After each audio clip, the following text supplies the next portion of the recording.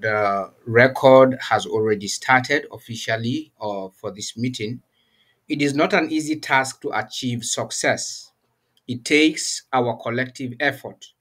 It also takes our resilience and also our commitment to ensuring that we are able to meet up with the numbers, and it shouldn't be coming from one side. And so we appreciate all the active leaders who have been very punctual, very active, and also working to ensure that everyone is carried along in our various places or also areas of leadership. And so today I am going to start with the updates regarding the app, and also how far we have come when it comes to the issue of migration. And so we are also looking at, we have been following up with a series on blockchain technology to further answer the questions of so many people.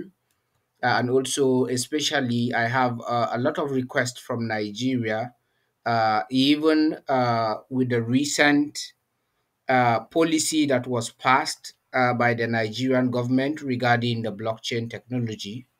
I began to have a lot of requests from different people wanting to know, get to know about this blockchain, what it is, and also how does it even function.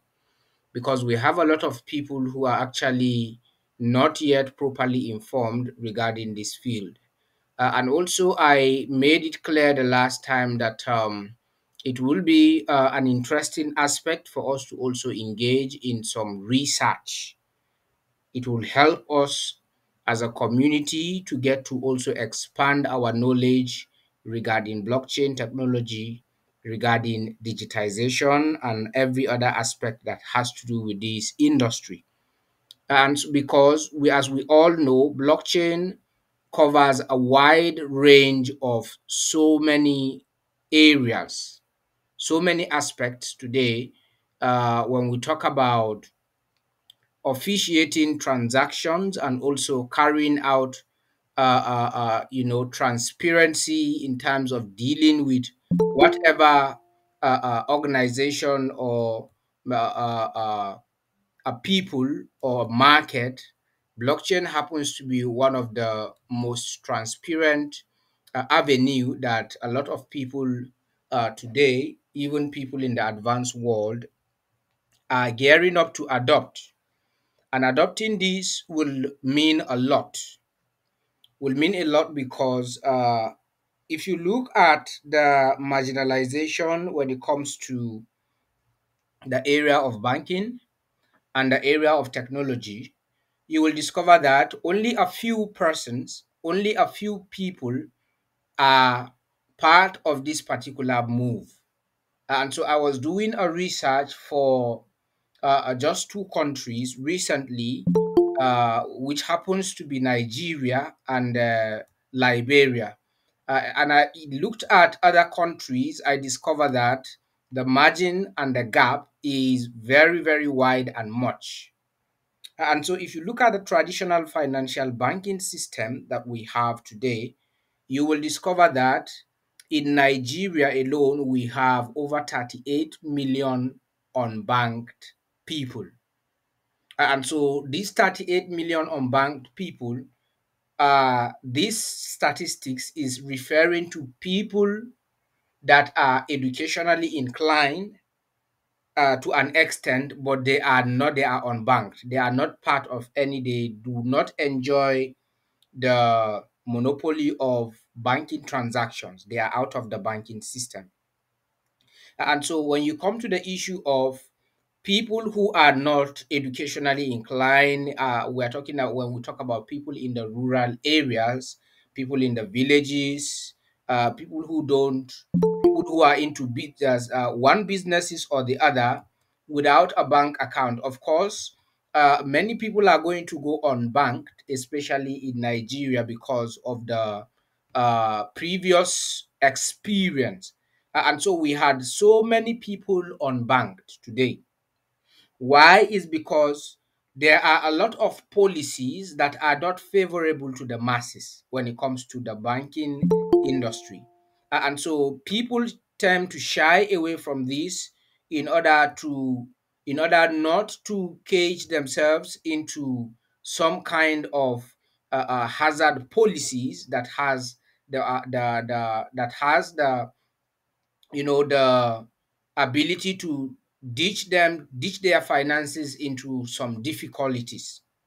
And so if you compare the number of at least the middle and then the lowest class in terms of the statistics rate of the unbanked people in Nigeria, you will discover that we have over 46 million unbanked people in Nigeria out of the 240 something million or 50 something million that is a total population in Nigeria.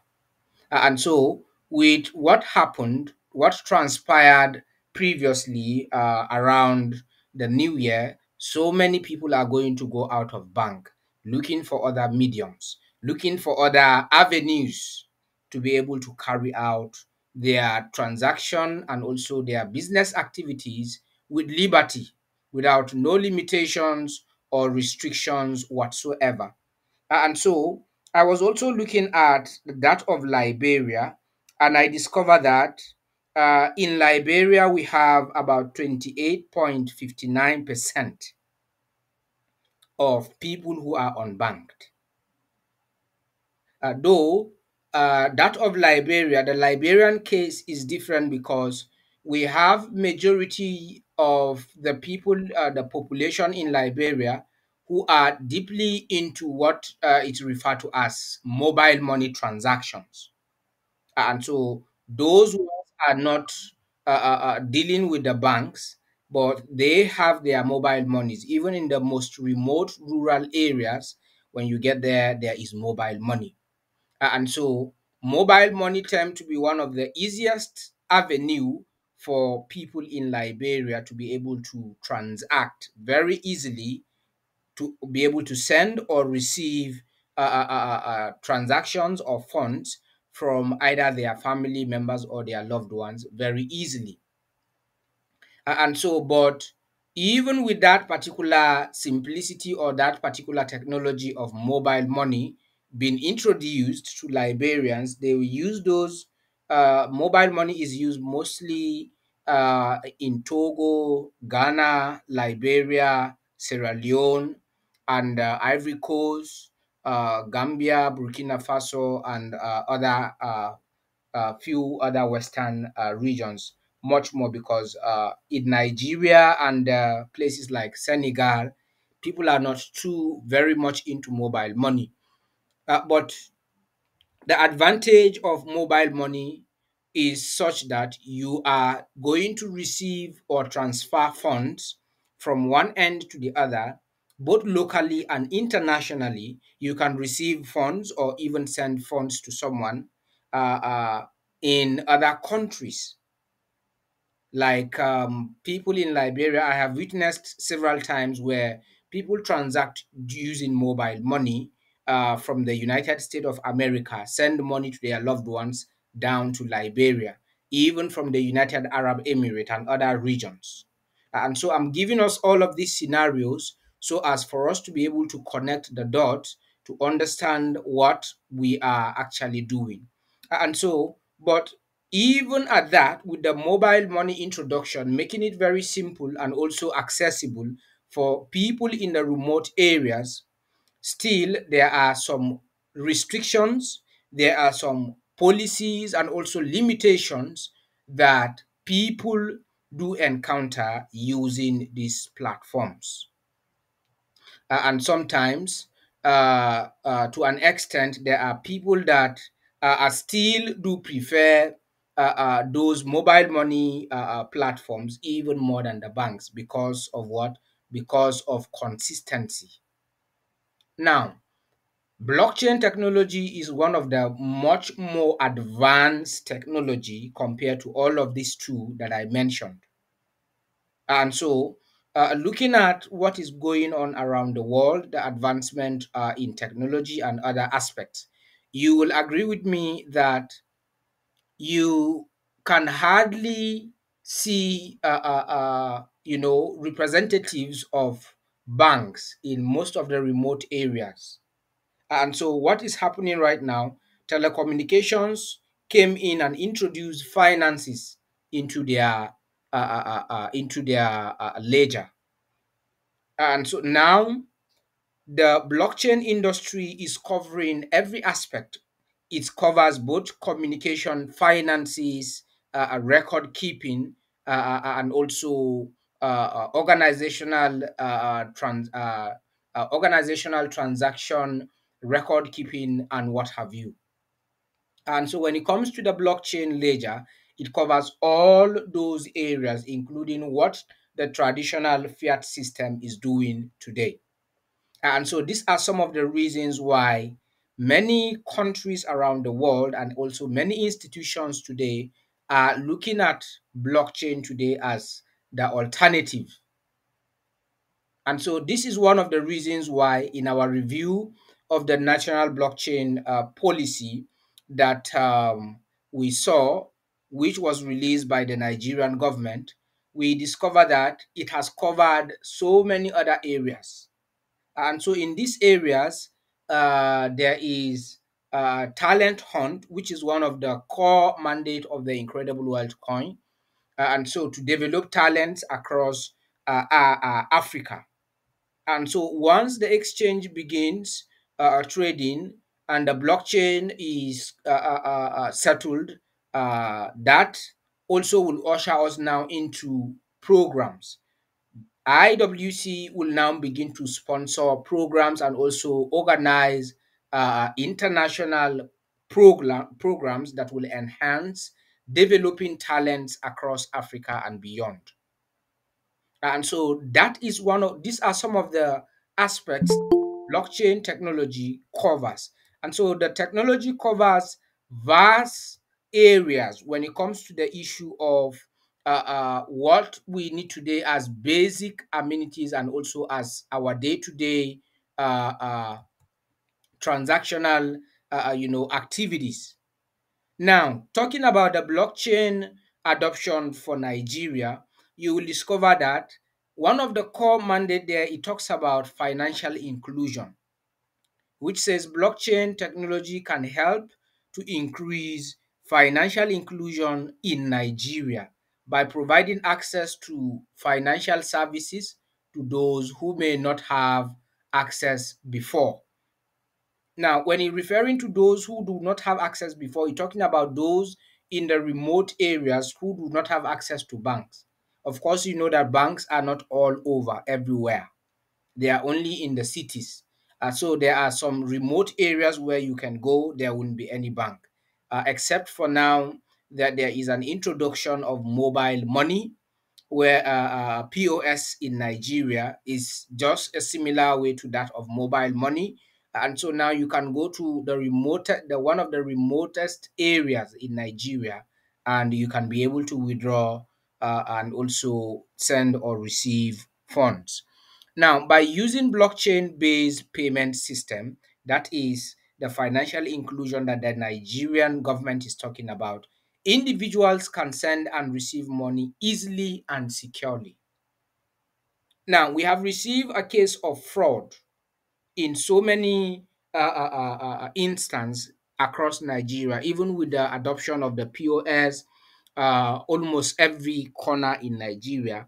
But still yet, it does not, it increased a lot of fraudulent activities where people normally bypass your card in order to be able to get your funds. And also, we have seen several cases where people lost a huge amount of money via this particular innovation. And so, one of the securely aspects that blockchain provides is that it gives you one of the top securities, and also it has to do with communicating directly to whosoever you are sending or receiving those funds without you having to pass through any middle or third party or any intermediary. And so this particular technology gives people secure access to deal directly and also to improve and enhance secure transactions. And also, one of the factors and also aspect about blockchain technology is very, very, very cheap compared to banking transactions. It is one of the cheapest transactions that is carried out, though it depends on the blockchain interface and also the blockchain infrastructure that has been used to create such consensus and also algorithms. And so now, when you look at job creation, also, it gives an opportunity for people to be able to create jobs for themselves. And so if you look at the adoption of blockchain in Nigeria has the potential to create significant job opportunities across a range of sectors with a young and tech survey population. Nigeria is well positioned to become a blockchain hub in Africa. The adoption of blockchain technology creates new job roles such as blockchain developers, cybersecurity experts, and smart contract engineers. Furthermore, blockchain technology enables the creation of new industries such as cryptocurrency exchanges and blockchain-based payment system. And so if you go on, you are going to see a lot that is in that policy. And so what Nigeria as a nation has been rejecting before discovers that if we continue to shy away with this from this particular technology, we are going to not just left behind, but even the next generation in our nation is going to be left behind. And so there are so many areas that the blockchain technology covers, despite the fact that despite the issue of the central bank digital currency and also other aspects nationally, as you can see, the blockchain covers the entire central bank ledger that gives even people access to be able to view what is happening, because I told us from the beginning that a blockchain is a distributed ledger now that gives people access. There is a public and a private ledger. And so right now, you most of us do not know what happened in our central banks. We do not even know how transactions are carried out, how windows are created, how FX windows are created, how transactions of value determination it's been determined or it's been ascertained by the central bank with our local currencies, with international currencies. Most of us do not know all of this. And so with the introduction of blockchain, even from that particular area, there are a lot of opportunities that we can tap as individuals and be able to make good use of those opportunities and create jobs for ourselves. And so even the Code of Conduct Bureau and also Corporate Affairs Commission registration, decentralized applications, Federal Capital Territory Administration, Federal Inland Revenue, Federal Ministry of Communications. And so it's going to cover a vast, almost every sector in Nigeria nationally. And so when you look at all of these, transactions will now go back onto what? To a blockchain-based infrastructure where transparency, where any penny that is collected as revenue or as anything, individuals or people nationally can be able to view and also attest that yes, this is how much Nigeria as a government has generated from this sector this week. This is how many millions were generated from this sector. And so, but right now, we don't even know. Some of us only see most of these informations on the newspaper. But when it comes to the issue of blockchain, it will bring out all this transparency, not only in Nigeria, I'm talking about any country that adopts this particular technology. That is a similar aspect. And so Blockchain ushers in that liberty, that freedom, that opportunity that people have been looking for to be able to be a custodian of their funds by themselves and also decide what to do and also how they can go about spending their assets without any limitation. And so if I have a blockchain based or a digital or cryptocurrency wallet, I can carry out a business of $100 million this evening in the next 30 something few minutes. And so those transactions can go even cross border transactions. I can send a huge amount of money to someone in any part of the world, either using Bitcoin or using Binance or using any other digital currency or cryptocurrency, even IWC. I can decide to transact with someone on a huge scale amount of financial transaction without me being labeled as a money launderer.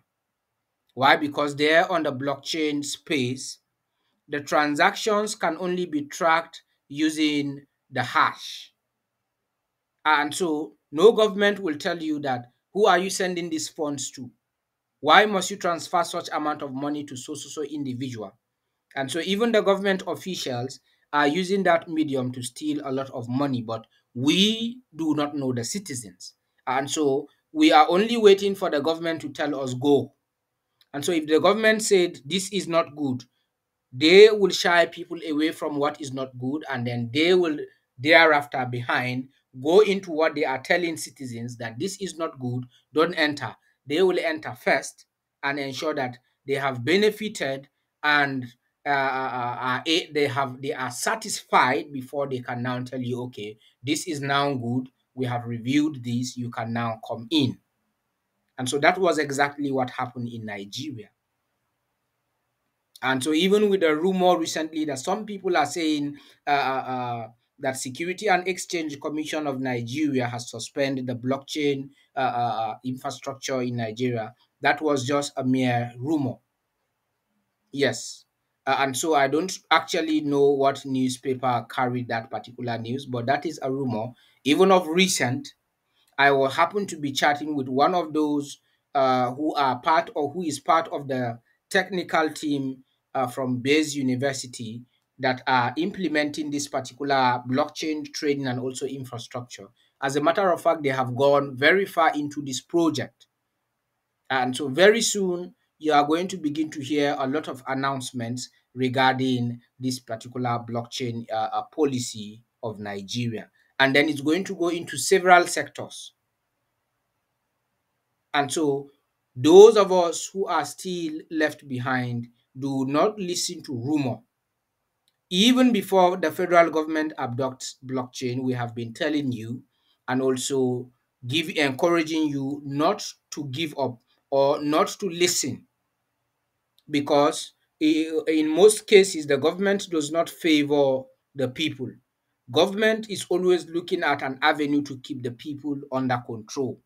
And so, looking at the opportunities that the blockchain or technology offers, of course, it is going to give you freedom from some of these dangerous policies that has the ability to be able to keep you hostage or in slavery. But with the way things are going on right now, they have no option, because it is not just about the Nigerian people right now, it's about how it can improve the GDP of the federal government. Those of you who remembered, there was a video that I showcased about the past president, Muhammadu Buhari of Nigeria, who stated that blockchain has the ability to increase the GDP of Nigeria to into trillions of dollars. You can visit our Facebook page, that video is still there, or you can go to our Twitter handle, you will see that video. So the government is only concerned about what can benefit them. It is not what can benefit the citizens. But in accordance with what will benefit the government, certainly citizens will benefit out of it, because definitely the government knows that the citizens will get to discover the vast opportunities surrounded by this technology, and they will eventually find a way of benefiting out of it.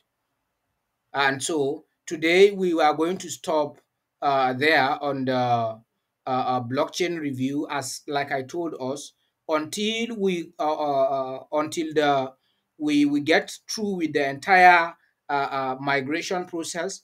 The next series that we are going to enter is how you can trade on the Incredible World Coin Exchange, how you can place an order, how you can sell, how you can buy, how you can swap, how you can do so many other things. And so, but right now that the migrations are still going on, we are going to continue to educate our people regarding what this blockchain technology is going, it's all about, and also what opportunities it entails for us, so that when we go into trading, you are going to experience a lot more beyond what you just know to be as uh, uh, uh, uh, only something that can only give you a few dollars. So you also need to have a prior knowledge regarding what this industry is all about. And so I have done some videos regarding how you can, people are still sending me a request on how they can change their currencies, and also how they can view their two-factor authenticator code key, and also have it saved in case they lose their account or lost their phones. They can be able to retrieve those particular details in order to recover their account. So what I'm going to do right now, I am going to share this video, but let me just demonstrate for those of us who are here, so that you can follow up. Even after I share the video, you should be able to understand. And so right now I'm in an account. I'm on my Incredible Exchange account. And so if you discover, we have the both left and right menu bars on the exchange. The left menu bar is the one that has so many functionalities and options. And so here on your profile, where you have your profile picture, when you click on it, you just go to accounts. So once you go on account, it will take you to where you are going to adjust your currencies, and also where you can be able to view some aspects, like for example, here talked about the issue of KYC and verifications, which is not yet available or unlocked because we are still doing the migrations. And so under account covers your profile settings, your preference, which is your currency preference. And then here is also where you can submit your KYC verifications. You can also add your local bank account details here, and also you can enhance your security changes. And so I'm coming to today, I'm going to address both security and verification. I've already done a video on how you can add your local bank account or your mobile money details. And so now, let me go to preference. When you go to preference, the next thing you will see is payments.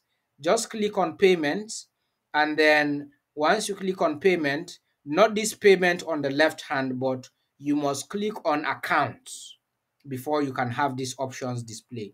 So when you click on payments, as you can see here, my account is adjusted on pound sterlings, British pounds.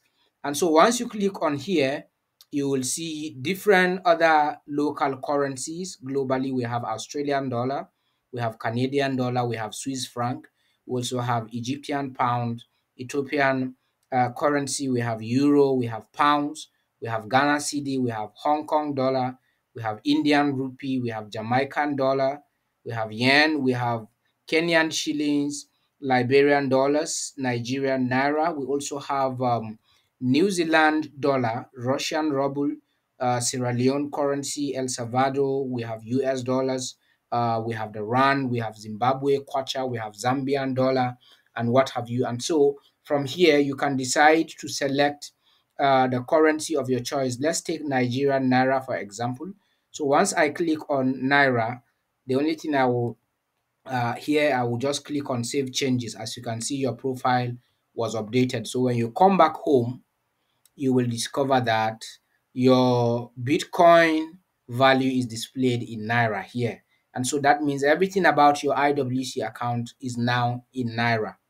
So this is 22,939,015 Naira point 83 kobo.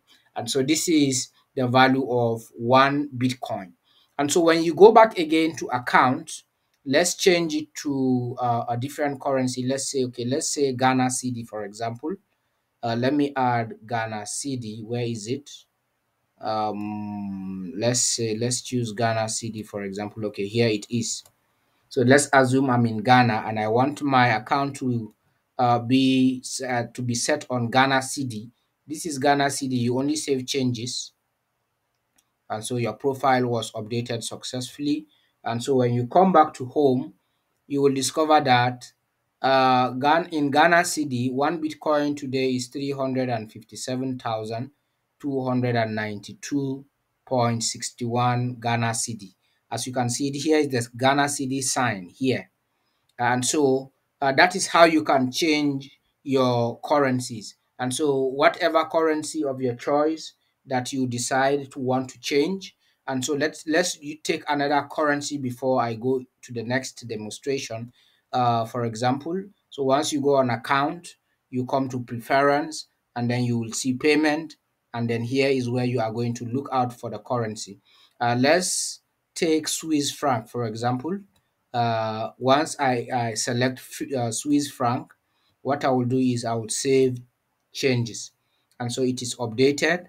And then when I go back here, my Bitcoin value will be in CFH, that's Swiss franc, 27,329.97. And so here, these are some of the these are some of the ways and how you can adjust your local or fiat currencies directly from your exchange wallet. And so now the next aspect I want to cover, I'm going to share the video tutorials. I've already done the video tutorials regarding this on our Facebook channel. And so those of you who are still here to subscribe to that Facebook YouTube channel, sorry, ensure that you subscribe on our YouTube channel so that whenever any video is posted, it will alert you or send you a message directly that there is a new video uploaded on the Incredible Exchange YouTube channel without you having to wait until it's shared on the forum. And so when you go back to the same account here, the next thing that we are going to cover today is security.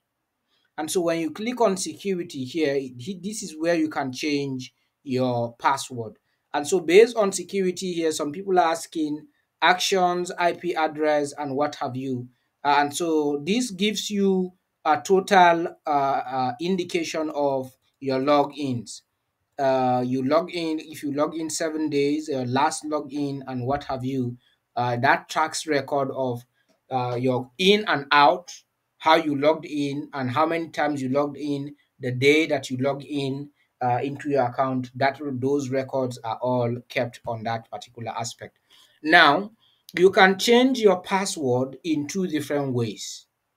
Number one, let's assume you do not have the access, if you cannot be able to access your account and completely you have forgotten your password, you try to log in and you cannot access. Out there from the login area, you can just click forget password.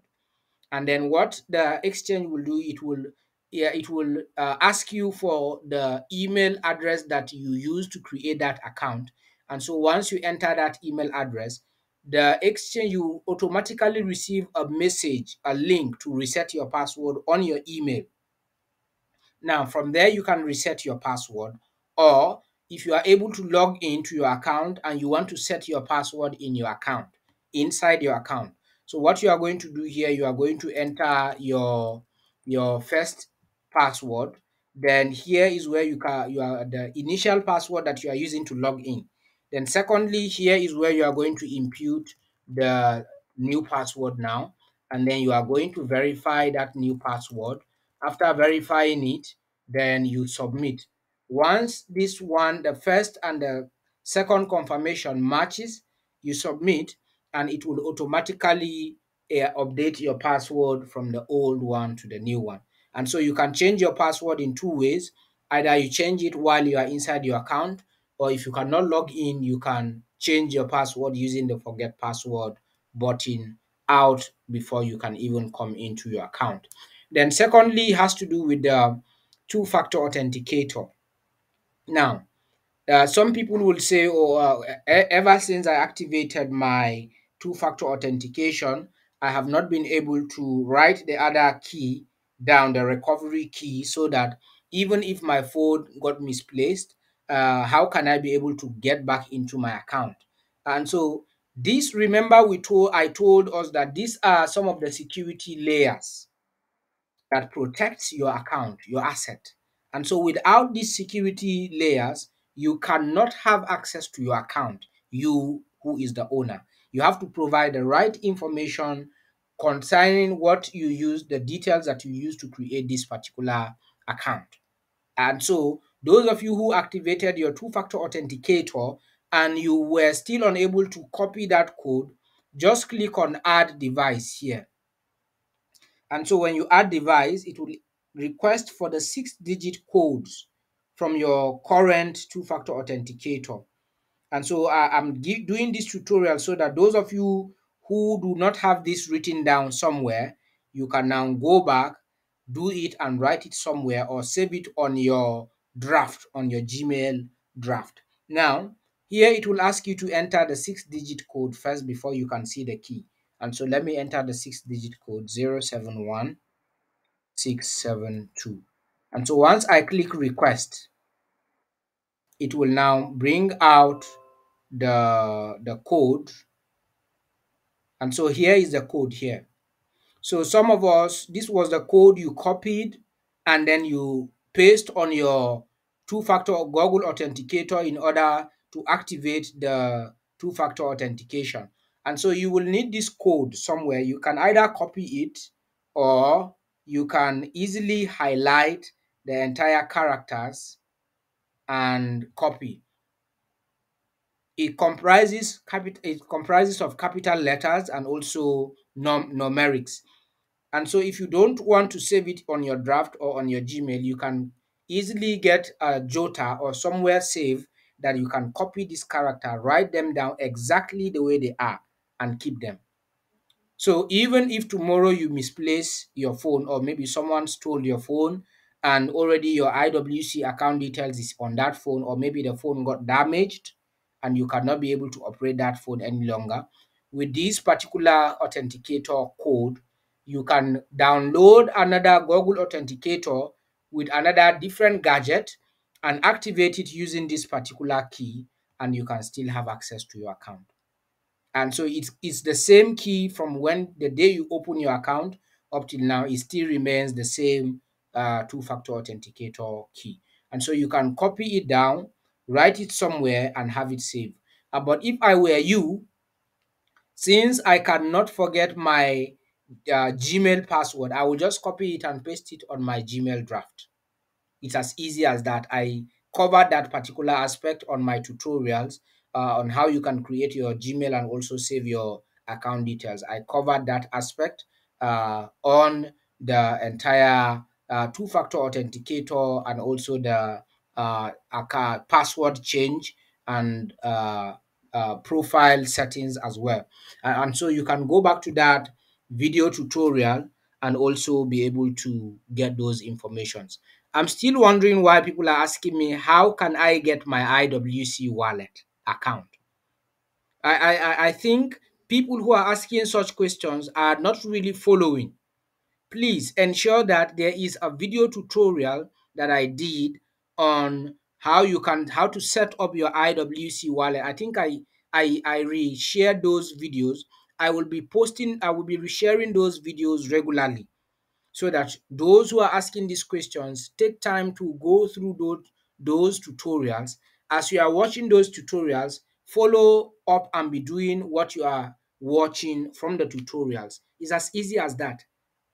And so I don't want to see another question asking, how can I see my wallet? How can I add my bank account? How can I add my mobile money? Those tutorials are there on our group chat. And so once you click the video, log into your account. As the video is playing, you are demonstrating and following up the same way. This way, it will help us and it will give you more insight and make it very easy for you to be able to comprehend. And so let us learn to be able to follow up with most of these tutorials. It will help us because we can't afford to be back and forth at all time. And most of us are asking the same question over and over again. And so, before I give us the update for migration and also how far we have come, regarding the issue of the humanitarians, I would like to request the assistance of some of our active administrators, even from other regions, to assist those humanitarians who are still yet to be able to complete their migrations. I can see Mr. Hosea is in the house, and also I saw David recently, but maybe he went out. And also Mr. Volkito, who actually has paid for 160 migrations. Up till now, those migrations are still pending. And even Mr. Raymond Ezekiel, who paid for some migrations, those migrations are still pending. And even one of our chief from Yola too, from Guyuk and also Mbula Kingdom, so they've paid for some migrations. But up till now, those migrations are still pending, yet to be migrated. And so I have been making efforts to reach out to Ben over there in Yola to be able to assist in tutoring some people regarding these migrations. And so I would request the assistance of Mr. Hosea and also Mr. James and Mr. David to assist. I think we are going to form another group chat for administrators alone, so that when these humanitarians paid for migrations, we will share the responsibilities across administrators so that we can be able to easily fast track this particular process. Why am I saying this? Is because some of the humanitarians, it is discouraging. I think someone like Mr. Volkito is going to 2 to 3 weeks now, ever since that payment was made, and over 200 plus people from Yola alone are still yet pending, not migrated, which is actually dragging us behind. And so, so far on the second 60 days challenge, we have Mr. Mbappe, who sponsored 11 migrations from Togo, and also Madam Ebere Chuku from Lagos, who sponsored 5. Madam Favor Udoka sponsored 7. And so that gave us a total of 28 sponsorships. And so right now we have about 48 days left for the extension to come to an end. And so we have a total of completed migrations in the exchange, 10,701 completed migrations.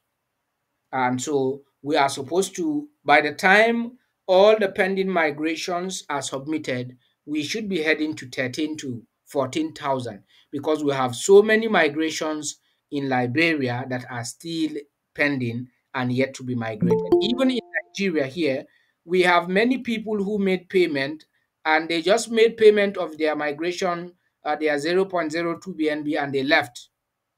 Some of them since January, some of them since February, and this is taking too long. And so if you do not understand how to go about all of these things, ask questions.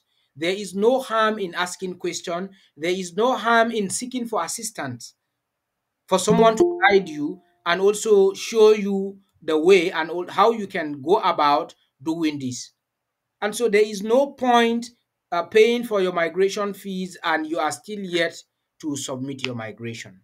And so all the administrators, we are going to have another separate group chat, so that anybody who pays for migration, especially bulk migrations coming from the humanitarians, we will share it across these administrators to help and be able to migrate these people as soon as possible, very faster, so that we can be able to ensure that no pending migrations are still yet waiting.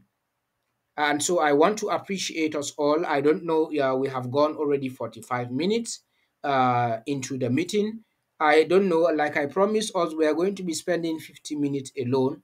And so we won't be staying too long in our presentations. And so those of you who are just coming in, you can watch the recorded version of the entire meeting in order to get yourself more updated and more acquainted with what is unfolding. And so my my bonus is still ongoing.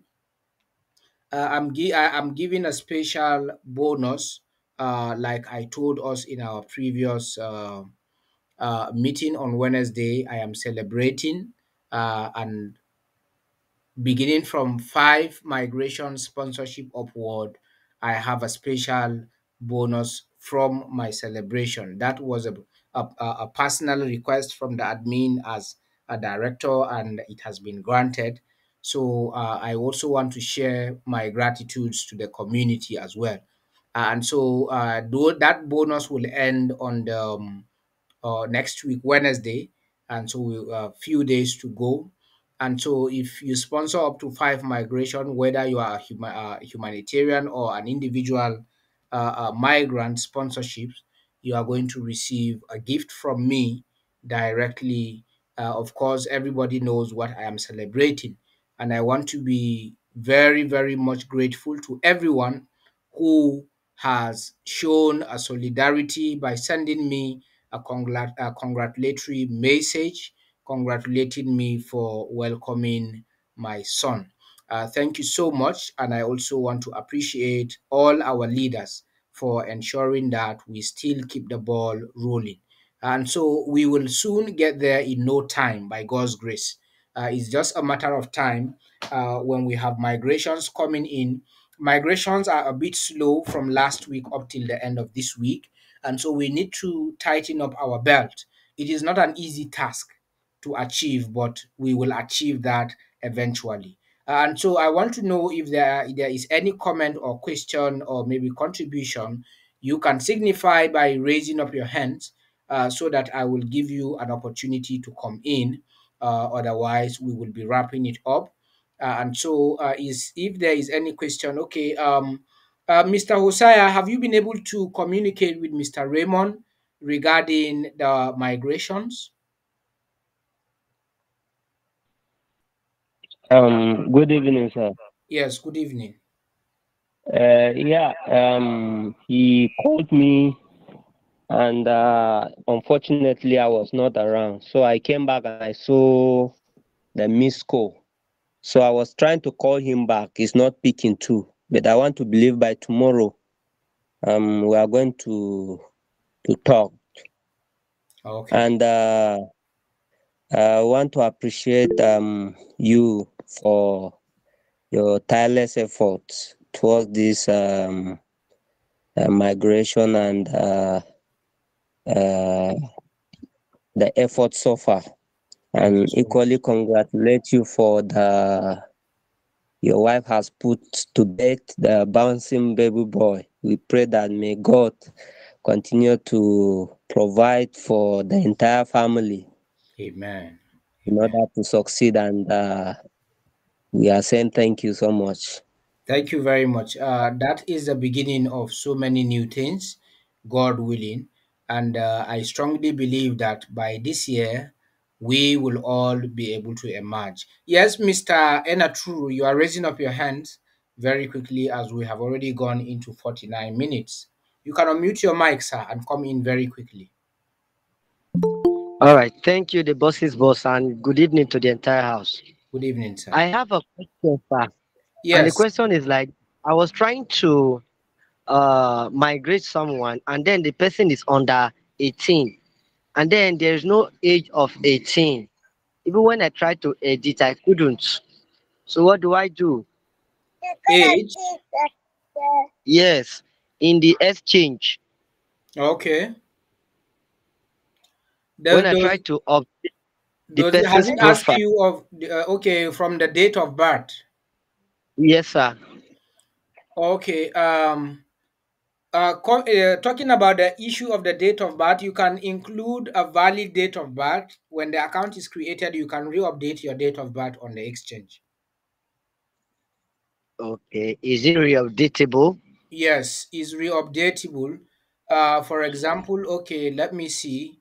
Let me just show you something very quickly to respond to this question very quickly before I wrap it up.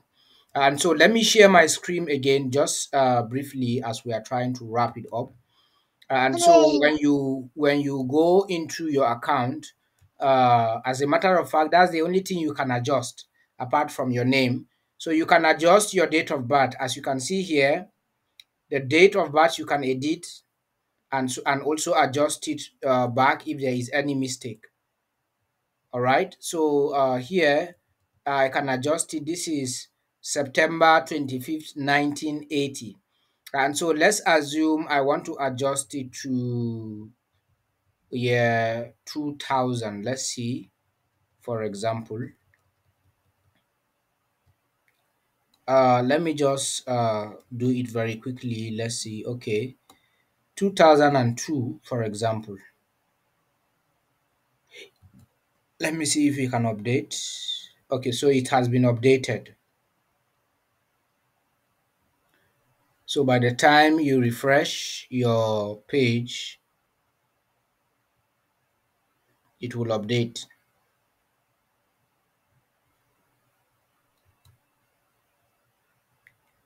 Okay, so when updating it, you'll have to also update your phone number. You understand? So I will need to readjust my phone number as well. So ensure that if you can update it, there are three things that you can update. You can update your date of birth. You can also update your email. If that email is not correct or compromised, you can also update your phone number. And so once you can update this and then you adjust changes, that is all.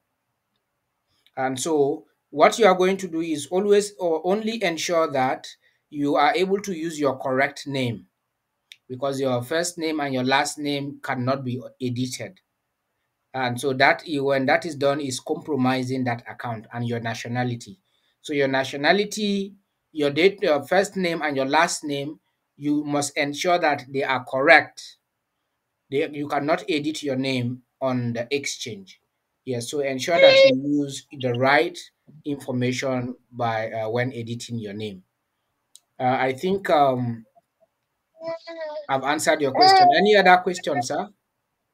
Very correctly, sir. No, sir. Thank you very much, sir. All right. Thank you so much. Thank you very much.